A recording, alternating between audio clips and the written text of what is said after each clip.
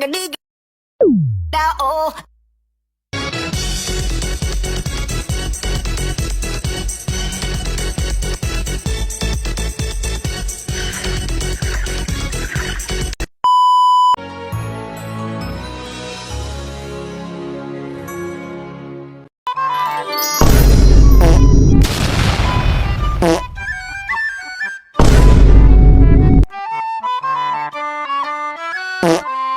A few moments later. Siapa kita?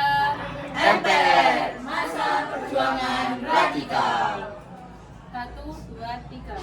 Kami adalah kelompok 4 selalu riang serta gembira. Akhlak mulia dan belajar, budi pekerti dan baik hati. La la la la la la la. Ye ye ye ye ye ye. La la la la la la la. Ye ye ye ye ye ye. Kami kelompok 4. Hebat-hebat orangnya, ada Dava dan Cinta, Nadine, Akmal, Aleta, ada Firda, Aisyah. Itulah anggotanya, kompak-kompak orangnya, kelompok kami pastinya. Kelompok-kelompok 4, asik-asik orangnya, isinya penuh dengan jenaka, harus terkenal semua. Kelompok 4, we are MPR. Perhimpunan Indonesia dilatar belakangi akan kebutuhan wadah kebersamaan dan tolong-menolong antara pelajar Indonesia di Belanda. Perhimpunan Indonesia didirikan pada tanggal 25 Oktober 1908 di Leiden, Belanda, oleh Sumitro, Sultan Kasajangan Soripada, R.N. Noto Suroto, dan 2 mahasiswa Indonesia yang menuntut ilmu di Belanda. Tujuan PI yang pertama adalah untuk memperjuangkan kemerdekaan Indonesia dari penjajahan Belanda. Yang kedua, menyatukan pemikiran dan gagasan para pelajar dalam memperjuangkan kemerdekaan, memberikan wadah bagi para pelajar untuk bertukar informasi, ide, dan pengalaman tentang perjuangan kemerdekaan. Yang ketiga, mempersiapkan pemerintahan Indonesia yang bertanggung jawab kepada rakyat Indonesia. Perhimpunan Nasional Indonesia atau PNI dilatar belakangi oleh situasi sosiopolitik yang kompleks. Yang mau tidak mau, organisasi baru itu harus menyesuaikan dengan situasi baru, seperti adanya marhaenisme, ekspresi nasionalisme, kemandirian ekonomi dan politik, tidak mau bekerja dengan pemerintah Hindia Belanda.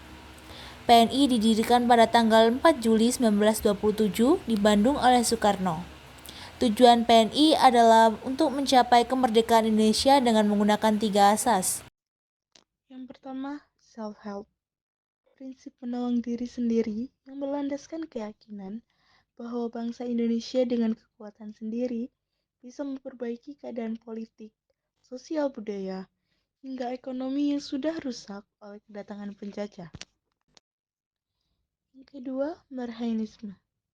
Marhaenisme adalah cara dan asal perjuangan yang menghendaki hilangnya kapitalisme serta imperialisme.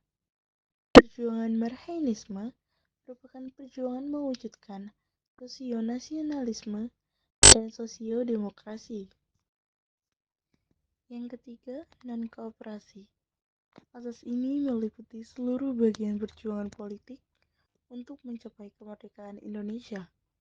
Secara umum, bentuk perjuangan non-kooperasi yaitu perjuangan yang sifatnya radikal, di mana ada perjuangan nasionalis yang tidak mau bekerja sama dengan pemerintah penjajah. Partai Nasional Indonesia Baru atau PNI Baru adalah salah satu partai politik yang berdiri di Indonesia pada masa pergerakan nasional. Yang pertama, latar belakang berdirinya PNI Baru.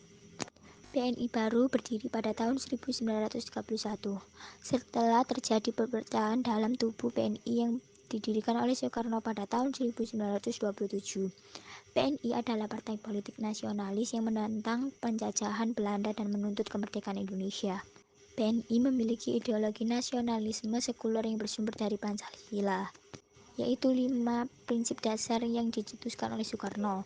Yang pertama, kebangsaan Indonesia. Yang kedua, internasionalisme. Yang ketiga, musyawarah mufakat. Yang keempat, kesejahteraan sosial. Dan yang kelima, ketuhanan yang Maha Esa. Yang kedua, ideologi dan strategi PNI baru.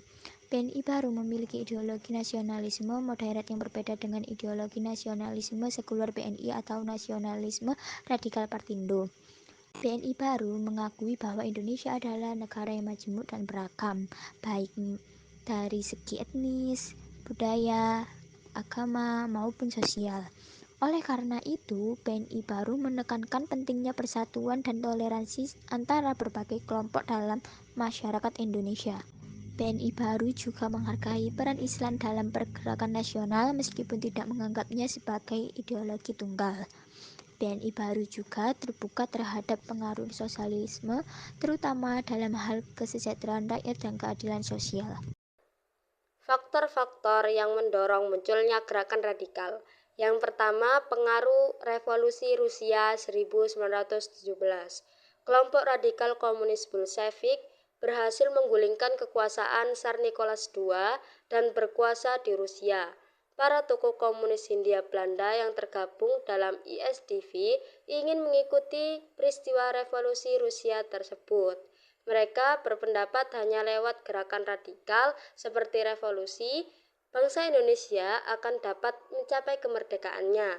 Tokoh komunis Belanda H.J.F.M. Snifflit 1883 sampai 1942 datang ke Hindia Belanda membawa paham tersebut dan pada tahun 1914 mendirikan Membas Sosial Demokratise Vereniging di Semarang yang merupakan cikal bakal organisasi PKI. Mayoritas anggotanya adalah para buruh dan petani yang berpikiran revolusioner radikal. Yang kedua, munculnya pernyataan Presiden Amerika Serikat Woodrow Wilson tentang 14 pasal penyelesaian Perang Dunia I. Salah satunya berisi tentang hak untuk menentukan nasib sendiri. Doktrin tersebut telah menumbuhkan semangat bangsa Indonesia untuk menentukan nasibnya sendiri menjadi negara merdeka. Yang ketiga, tidak terwujudnya janji November yang pernah diucapkan Gubernur Jenderal Johan Paul van Limburg-Stirum 1916 sampai 1921. Janji kemerdekaan ini ternyata tidak disetujui oleh pemerintah Belanda sehingga janji kemerdekaan itu tidak pernah diberikan sehingga pergantian Gubernur Jenderal. Pengganti Gubernur Jenderal van Limburg-Stirum adalah Ding Fok 1921 sampai 1926 yang dikenal sangat tegas dan reaksioner terhadap aksi-aksi pergerakan yang dianggap membahayakan. Akibatnya, banyak tokoh nasionalis yang ditangkap dan dibuang. Akan tetapi, itu tidak menyurutkan gerakan nasionalis bangsa Indonesia. Justru sebaliknya semakin meningkatkan gerakan-gerakan yang lebih radikal karena kekecewaan terhadap sikap pemerintah kolonial Belanda tersebut. Yang keempat, adanya perubahan dalam peraturan Regering Reglemen pasal 11 pada 1 September 1919. Revisi peraturan tersebut memberi kesempatan untuk hak berserikat dan berkumpul yang menyangkut kehidupan politik dengan batasan tertentu. Apabila dianggap membahayakan, pemerintah kolonial Belanda dapat menangkap, mengusir, mengasingkan atau membuang pelaku dengan diakuinya hak berkumpul dan berserikat tersebut.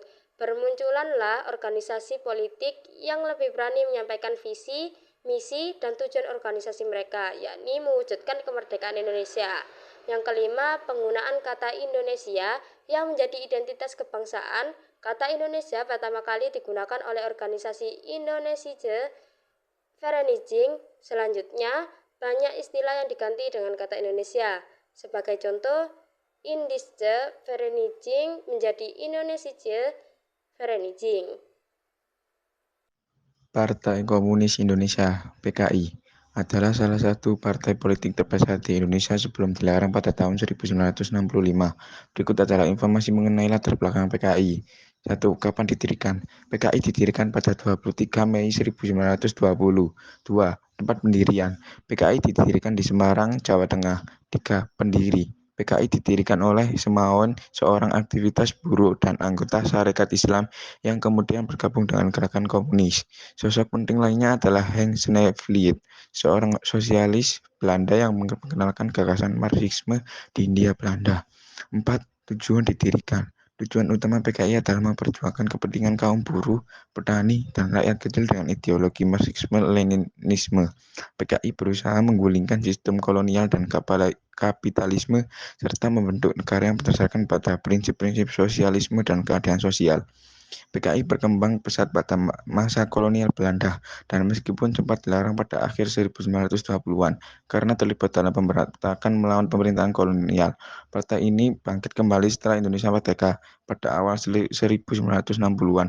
PKI menjadi salah satu partai politik terbesar di Indonesia dengan pengaruh kuat di berbagai organisasi massa. Namun, pada tahun 1965, PKI dituduh terlibat dalam upaya kudeta yang dikenal sebagai Gerakan 30S PKI atau G30S. Serta peristiwa itu, partai ini dilarang dan anggotanya banyak yang ditangkap, diadili, atau dibunuh dalam pembersihan massal yang diikuti. Latar belakang Partai Indonesia. Partindo. 1. Kapan didirikan? Partindo didirikan pada akhir April 1931 sebagai respon terhadap pembubaran Partai Nasional Indonesia oleh pemerintah kolonial Belanda. Pendirian Partindo ini terjadi setelah Soekarno, pemimpin PNI, ditangkap dan dipenjara oleh Belanda, dan PNI dinyatakan sebagai partai terlarang. 2. Tempat didirikan. Partindo didirikan di Hindia Belanda, wilayah yang saat ini dikenal sebagai Indonesia. 3. Pendiri. Partindo didirikan oleh Mr. R.M. Sartono yang merupakan salah satu tokoh utama dari PNI.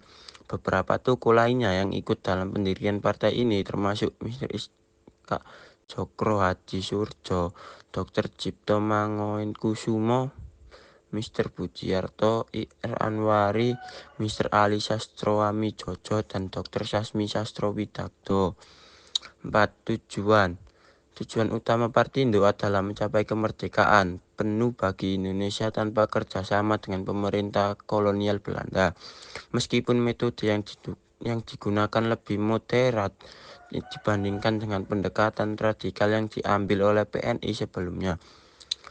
Partindo mengandalkan aksi massa dan kritik tajam terhadap imperialisme Belanda melalui media seperti majalah Pikiran Rakyat dan Soelo Indonesia Muda. Partai ini juga menekankan pentingnya mobilisasi publik untuk mendukung gerakan kemerdekaan Indonesia. Thank you, everyone! Thank you, Elmore! Go!